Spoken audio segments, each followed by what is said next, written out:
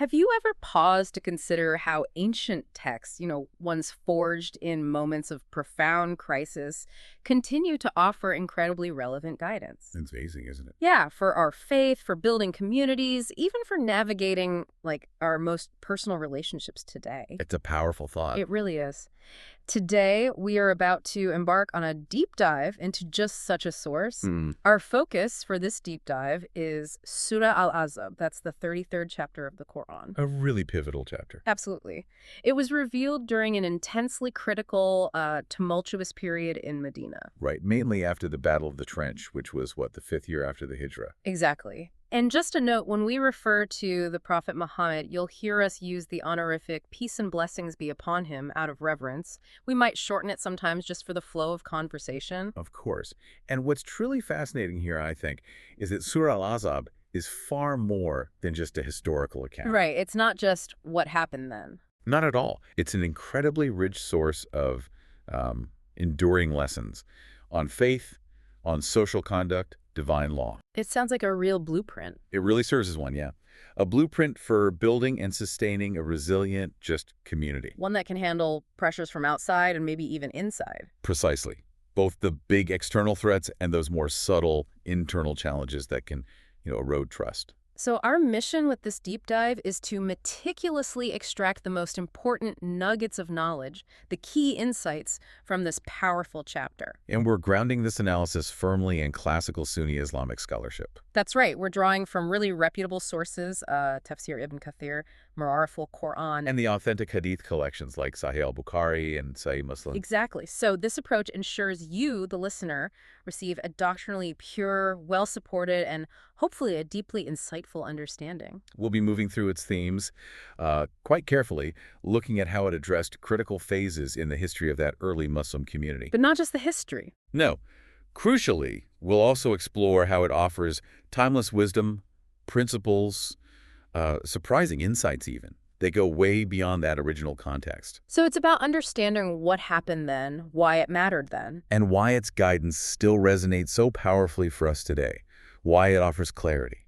Okay, so prepare yourself to explore how these ancient challenges faced by a community really on the brink, Led to divine directives that still speak to our experience. offering moments of clarity, maybe even some fresh perspectives. This deep dive should give you a powerful shortcut to being really well-informed about a chapter that literally reshaped the society. And continues to shape individual lives, offering these universal principles for resilience, for moral strength, for community building. Okay, let's unpack this surah then, starting right at the beginning. The opening verses, yeah. It opens with a direct address to the Prophet Muhammad, peace and blessings be upon him, commanding him to have taqwa of Allah. And not obey the disbelievers and the hypocrites. Very direct. Very. But even though it's addressed to him, it feels broader somehow. Like it's not just for him. You've hit on a crucial point. That's classic Quranic style. What's universal here is that even though the command is initially to the Prophet, peace be upon him, Uh-huh. in Islamic jurisprudence, it's understood as a universal directive for all believers. Ah, okay. So the principle is if he's commanded to do it. Then the obligation is even greater for everyone else. It sets the standard. Got it. And it emphasizes Allah is ever all-knower, all-wise. Right. Reinforcing that his commands come from perfect knowledge and wisdom. So believers should follow that which is revealed to you from your Lord. Which includes the Quran itself. And the Sunnah, the Prophet's practical example and teachings, the living embodiment of the Quran, essentially. Okay, so if it's a universal directive, this taqwa, what does it really mean here? We hear the word a lot. Yeah, it's often just translated as fear of God. But it feels like more than that. How is it classically defined, like in an actionable way? That's a vital question. The classical definition from Talq bin Habib is really helpful here. Okay. He defined it as obeying Allah in the light of the guidance of Allah and in hope of earning the reward of Allah. So there's hope involved. Exactly. And refraining from disobeying Allah in the light of the guidance of Allah and fearing the punishment of Allah. So it's a balance, fear and hope. Precisely. It grounds this abstract concept in concrete actions. It's about consciously acting or not acting according to divine guidance, being aware of Allah's presence. And trusting his wisdom. Absolutely. And trusting him. Yeah. The verse says he is sufficient as a wakil, trustee. Wakil trustee, meaning? Meaning you do your part, you strive, and then you entrust the outcome entirely to Allah, knowing he's the best disposer of affairs. Okay. So if we connect this to the bigger picture, this initial command, this call to taqwa, obedience, trust, it feels like it sets the stage for everything that follows in the surah, right? Absolutely. It's the foundational note. This call to piety, trust, obedience, it's the bedrock. And it signals maybe that this obedience isn't always easy. It signals right away that this obedience will often mean challenging deeply ingrained human traditions, societal norms. Even things that seem harmless. Even things that might seem harmless or well-intentioned, but fundamentally contradict divine truth or justice. It prepares you for a journey where inner conviction has to translate into outer action. Even when it's uncomfortable socially. Yes, even when it's uncomfortable or personally challenging. Okay, and here's where it gets really interesting, illustrating that challenge you just mentioned. Mhm. The surah immediately moves from these commands about piety and trust to very concrete, even radical legal rulings. Right, it doesn't stay abstract for long. It directly addresses and abolishes two pre-Islamic customs, zihar, and the practice of treating adopted sons as biological sons. Deeply ingrained customs, both of them. Can you explain zihar briefly? It might be less familiar. Sure. Zihar was a really unjust pre-Islamic practice. A man would say to his wife, "You are to me as the back of my mother." Okay. What did that mean, practically? It effectively divorced her, but without any legal rights or recognition. She was left in limbo, not married, but not free to remarry either, suspended. That sounds awful. It was. The Surah decisively corrects this, provides a way to annul it, requires an expiation from the husband.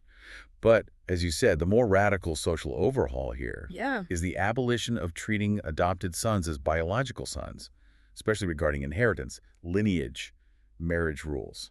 And the Quran uses this powerful analogy. Just as a man cannot have two hearts inside his body, an adopted son cannot be a real son. It's incredibly vivid, isn't it?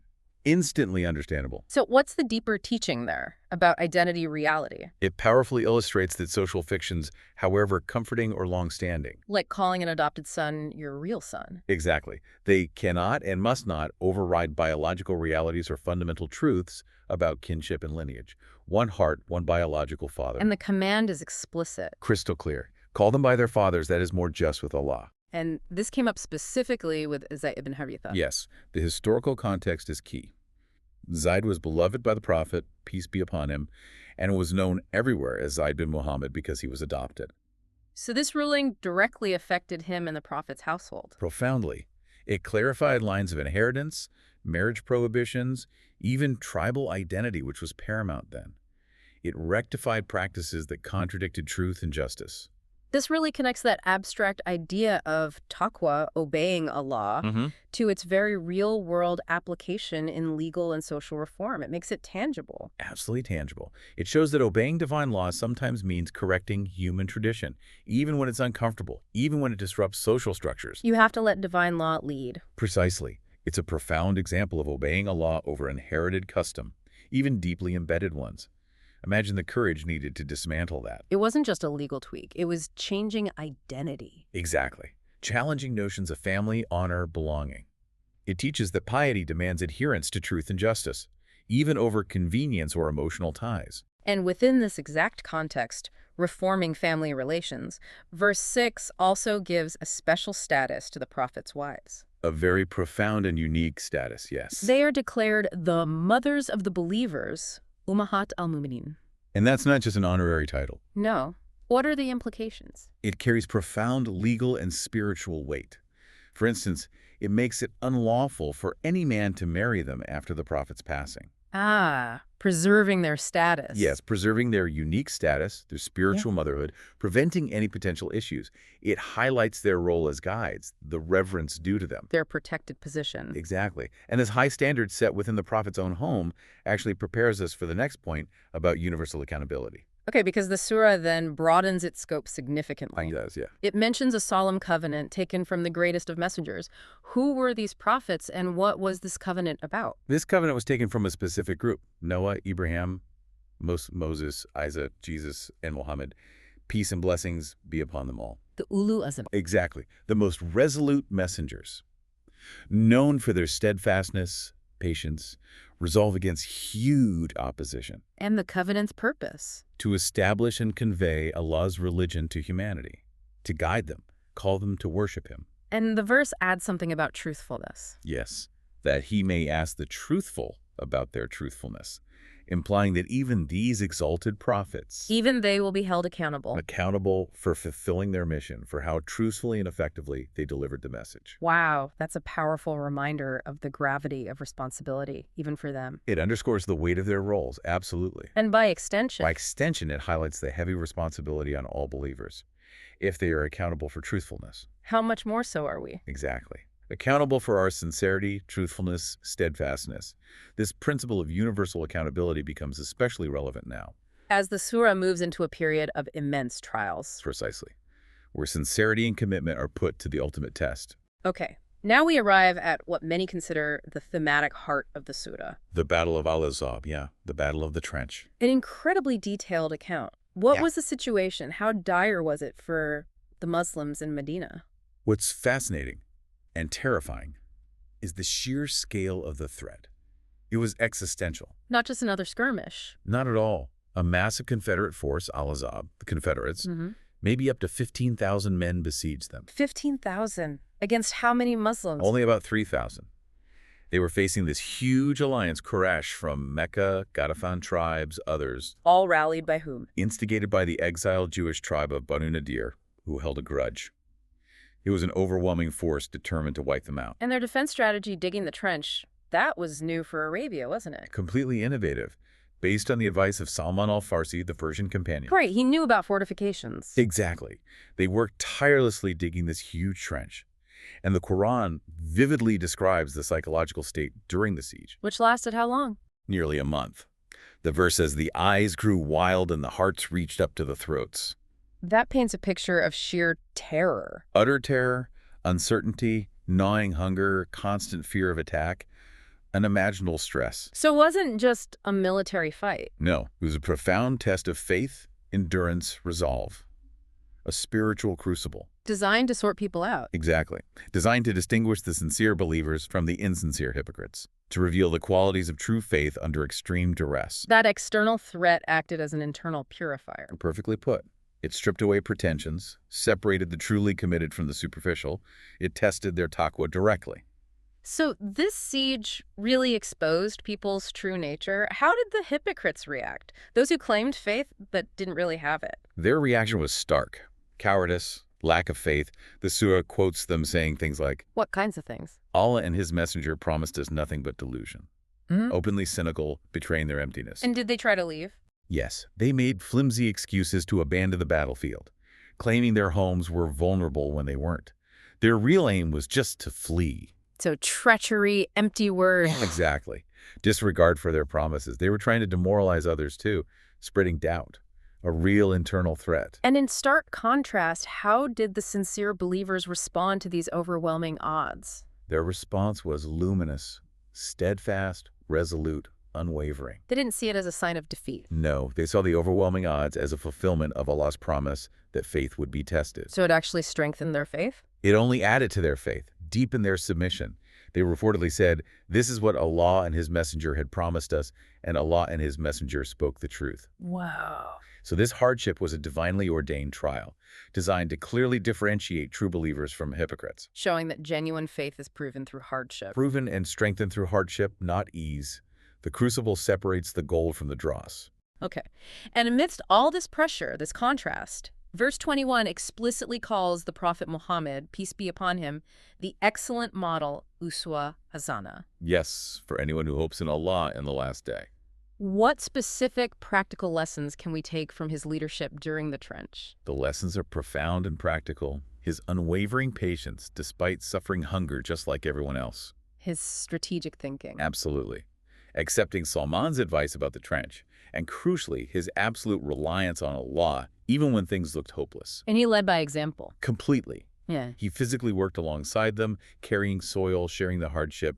His humility was key. So practical wisdom, empathy, reliance on God. And unshakable inner conviction. Right. That's the Uswa Hasana in action. So how did this intense trial finally end? What was the outcome? The surah recounts Allah's decisive, miraculous intervention. How so? A fierce, biting wind, intensely cold, powerful, and unseen forces, angels. What did they do? They scattered the Confederates. The wind put out their fires, overturned their pots, tore their tents, threw sand in their faces. Utter chaos. And the angels. Instilled terror and despair, further disorganizing them. They had no choice but to retreat in disarray. So the siege was broken without a major battle. Exactly. A great success and victory granted by Allah. It broke the back of those hostile groups, secured Medina. A real turning point. Then this victory was quickly followed by an act of divine justice against internal betrayers. Yes, it was. Swiftly followed by the siege and judgment of the Jewish tribe of Banu Qurayza. They had a treaty, didn't they? They did, but they broke it during the most critical phase, conspiring with the enemy, threatening Medina from within. Yeah. A grave betrayal. And their punishment. It was severe. Determined by Sa'd ibn Mu'adh, a companion chosen by both sides to arbitrate according to their own law. And this is presented as divine justice. Yes, the sources say Sa'd delivered what he believed was just. It was affirmed as Allah's judgment. It consolidated the community's security, addressing both external and internal threats. Okay, so the external threat is dealt with. Now the surah shifts focus dramatically, doesn't it, to internal matters. Right, focusing specifically on the Prophet's household as a model for the whole community. And a challenging situation arose there with his wives after the battle. Yes, a very human situation after the intense hardship and scarcity of the siege. Where everyone suffered, including the Prophet's family. Exactly. His wives, perhaps observing others with more comforts, expressed a desire for an increase in their worldly provisions. Understandable, maybe, but it caused the Prophet grief. It did. He lived very simply, austerely. This request caused him concern. And in response, Allah revealed the verse of choice. The verse of choice, what was the choice? A profound one. Either choose worldly life, its comforts, and be honorably divorced. Or choose Allah, His Messenger, and the hereafter, and receive a great eternal reward. And they all chose the hereafter. Every single one, led by Sayyidah Aisha, as the hadith tells us, without hesitation. If we connect this to the bigger picture, this wasn't just a private family moment, was it? Not at all. It was a public lesson for everyone, demonstrating prioritizing the hereafter over fleeting worldly desires. So the Prophet's household was intentionally made a public model. A divinely guided public model, yes. A living lesson on devotion, sacrifice, the true meaning of piety, showing that real wealth is contentment and devotion. And with their unique status as mothers of the believers came unique responsibilities too. Not just honor, but a heavier burden. Absolutely. Their rewards for righteousness were doubled. Because of their position, their influence, their closeness to the Prophet's teaching, they were beacons. But the flip side. The punishment for any flagrant indecency was also doubled, reflecting the magnified impact of their actions as moral guides. Greater honor, greater responsibility. Exactly. And they were also specifically told not to be soft in speech when addressing men. Why that specific instruction, lest he in whose heart is a disease should be moved with desire? It's a vital lesson about interaction between men and women, focusing on purity of heart and intent for both. So not being soft means? Avoiding an alluring, overly gentle or coquettish tone, maintaining a dignified, clear, straightforward manner. To guard against impure thoughts in others. Yes, the disease in the heart refers to those with impure intentions. So this dignified speech guards against inviting such thoughts. And men are also encouraged to maintain purity. Yes, maintain their gaze, purity of heart.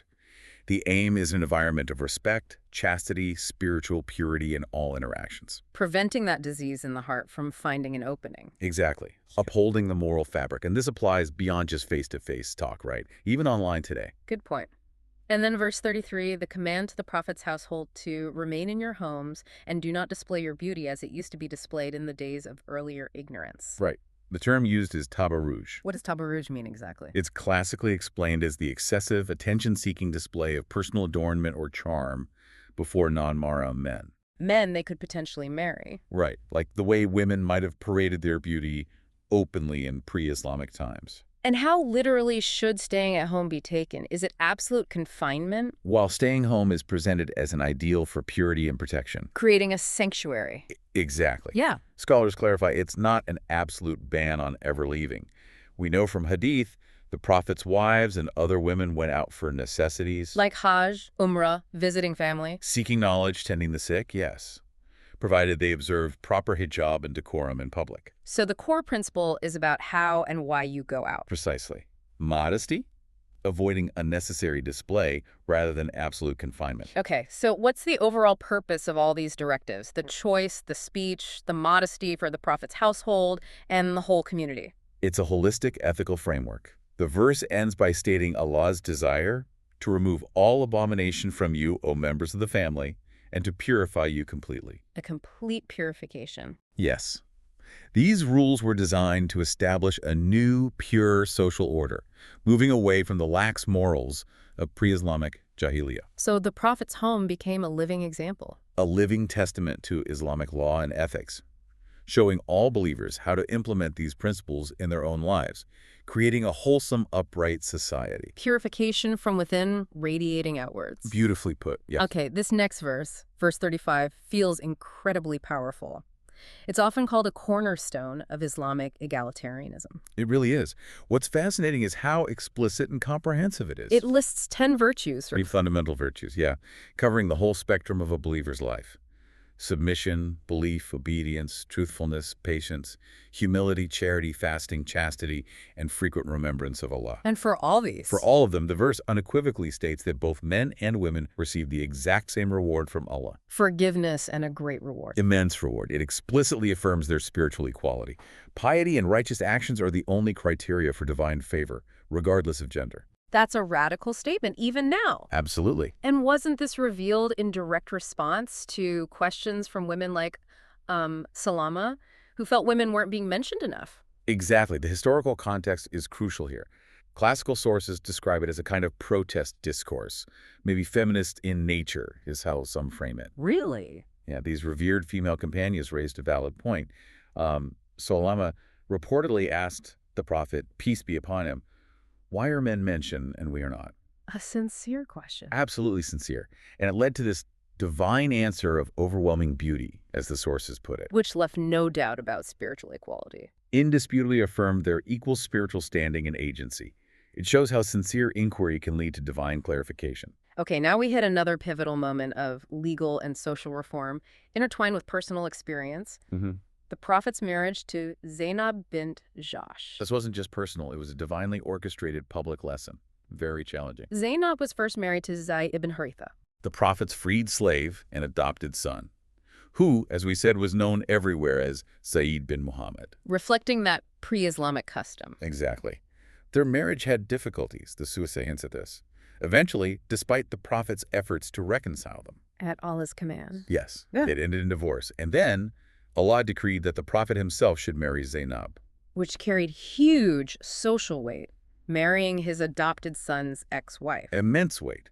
It directly challenged that pre-Islamic taboo. So the explicit purpose was to abolish that practice, treating an adopted son's ex-wife as forbidden like a real son's. Precisely. It was a critical, public, and frankly uncomfortable step to establish Islamic law over ingrained cultural traditions. Uncomfortable even for the Prophet. The sources say he felt hesitation, knowing the scrutiny it would cause. But Allah commanded him to proceed to make the lesson clear for all time. So it established that an adopted son isn't legally the same as a biological one in marriage rules. Unequivocally. And it also taught another lesson about marriage suitability. Which was? That faith and piety matter more than social status. Zainab was from a noble tribe. Zayd was a freed slave. Their initial marriage challenged hierarchies. The Prophet marrying Zainab reinforced that piety is the true measure. So this whole episode addressed social stigma, theology, legal reform. And the Prophet's own challenge in obeying a difficult command. The sources stressed this public demonstration was necessary to break centuries of custom. Right. By commanding the Prophet himself to do it, Allah made the point undeniable. Absolutely irreversible. And this connects profoundly to the finality of his mission, doesn't it? It does, powerfully. This whole situation culminates in verse 40. Which says, Muhammad is not the father of any of your men, but he is the messenger of Allah and the seal of the prophets. okay, unpack that. Firstly, it directly reinforces the legal point about, say the Prophet had no biological sons who survived to adulthood. This prevents any future claims of lineage-based succession in prophethood. Crucial for the religion's integrity. Vital. And simultaneously, most crucially, it establishes the absolute finality of his mission. He's the last prophet. The seal of the prophets. Meaning Allah's message is now complete through him. No future prophet could come and make such sweeping, divinely guided changes.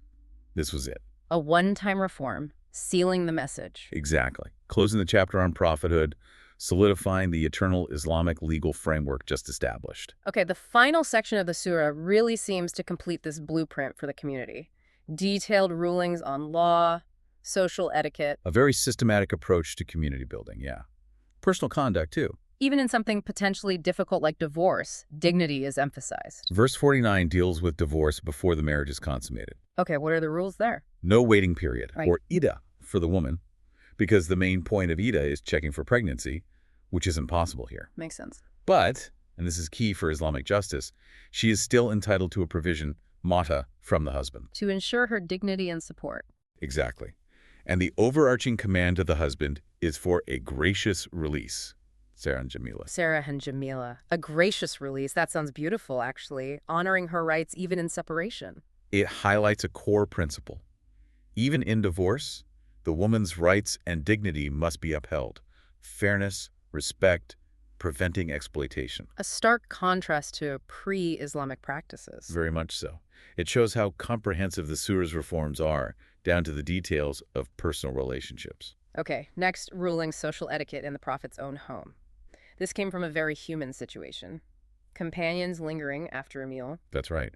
Verse 53 lays down clear instructions. Believers shouldn't enter the Prophet's homes unless invited for a meal. And crucially, Leave once the meal is over. Don't linger unnecessarily.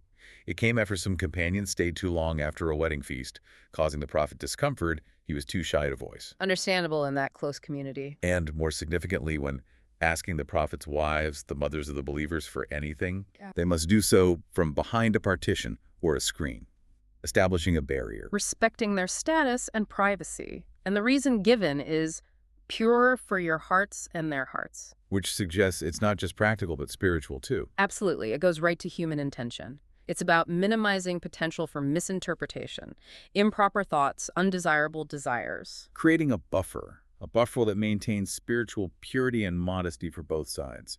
The men's hearts, the wives' hearts. A preventative measure against even the slightest disrespect. Fostering reverence and purity. Exactly. And this verse also famously repeats the absolute ban on marrying his wives after him, cementing their sacred status. Okay. Finally, another crucial social ruling. The command for the Prophet's wives, daughters, and all believing women to bring down over themselves part of their outer garments, the jilbab. Verse 59, yes, a very well-known verse. What was the primary stated purpose for wearing the jilbab? The verse explicitly says, so that they may be known and not be abused. Known and not abused. So it was Sure. practical, social. Very practical for the Medinan context and beyond. At that time, there was a distinction between free, respectable Muslim women and, say, slave girls, or those less modest. And some men would harass women. Sadly, yes. Wicked men, hypocrites, would target women they saw as vulnerable. The jilbab, an outer garment covering the body, served to clearly identify respectable Muslim women. A visible marker of identity. Yes, intended to protect them from harassment, verbal abuse, unwanted attention. So it wasn't just about inner piety, but a tangible measure to protect women and the community's integrity. Precisely. These rulings aren't isolated. They form a cohesive system.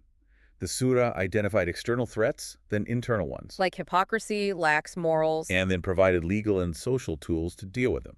The hijab rules, the etiquettes, they're integral to preventing harassment, maintaining a pure, respectful environment. Completing the community consolidation started by the battle victory. Exactly. Building a society on honor, respect, dignity. Now, the surah concludes with warnings to hypocrites, rumor mongers, Stern warnings, yes, to those undermining the community from within. but also a broader, profound message about the trust. Yes, the amana.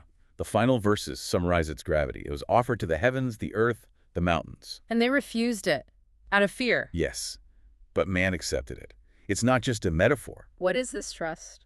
It's the burden of accountability, responsibility, the gift of free will, intellect, moral choice, adherence to divine law, vice inerrancy on earth. Wow.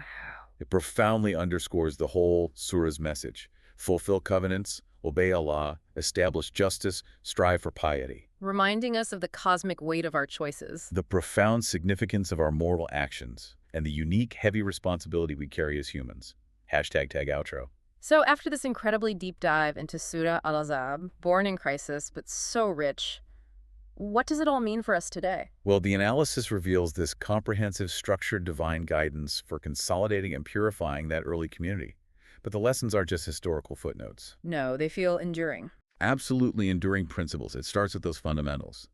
Absolute trust in Allah, tawakkul, and the active conscious practice of piety, taqwa. And that foundation of faith and trust gets rigorously tested. In the crucible of the battle of the trench, yeah.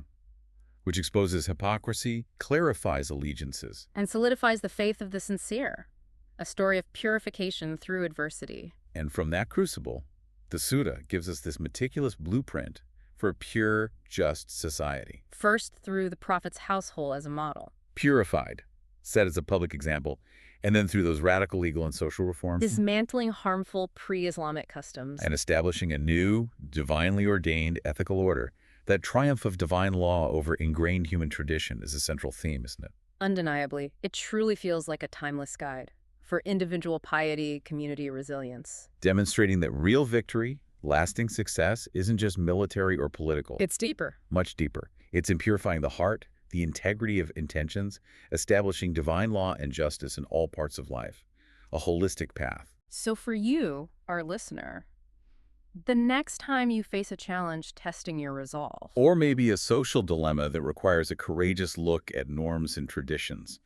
Consider these lessons from Surah Al-Ahzaab. distinguishing sincerity from hypocrisy, Prioritizing the eternal over the temporary. courageously reforming injustices, even when it's uncomfortable. It all remains remarkably relevant. So how do these principles, trust, sincerity, spiritual equality, courageous reform, how do they resonate with your own understanding of commitment, community, justice in our complex world today? That's the question, isn't it? What aspects of our modern lives, our social interactions, our personal ethics could really benefit from this kind of rigorous, principled deep dive into foundational truths?